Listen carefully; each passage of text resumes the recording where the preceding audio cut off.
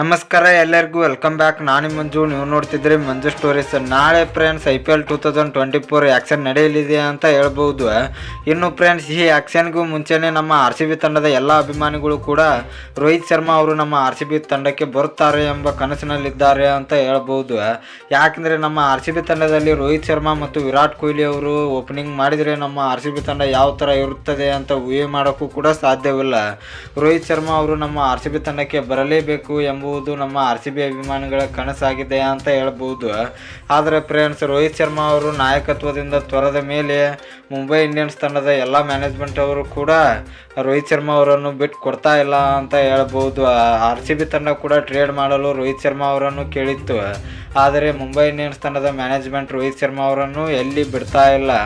Friends, ನಿಮ್ಮ ಪ್ರಕಾರ ನಮ್ಮ RCB ತಂಡಕ್ಕೆ ರೋಹಿತ್ ಶರ್ಮಾ ಅವರು ಬರಬೇಕಾ ಎಂಬುದನ್ನು ಕಮೆಂಟ್ ಬಾಕ್ಸಲ್ಲಿ ಕಮೆಂಟ್ ಮಾಡೋದ್ರ ಮೂಲಕ ತಿಳಿಸ್ಕೊಡಿ. ಇನ್ನು ನಿಮಗೆ ಇದೇ ರೀತಿ ಕ್ರಿಕೆಟ್ ಬಗ್ಗೆ ಅಪ್ಡೇಟ್ಸ್ ಬೇಕಾದರೆ ನಮ್ಮ ಚಾನಲ್ ಲೈಕ್ ಮಾಡಿ, ಶೇರ್ ಮಾಡಿ, ಸಬ್ಸ್ಕ್ರೈಬ್ ಮಾಡಿ, ಬೆಲ್ ಐಕನ್ನು ಆನ್ ಮಾಡ್ಕೊಳ್ಳಿ.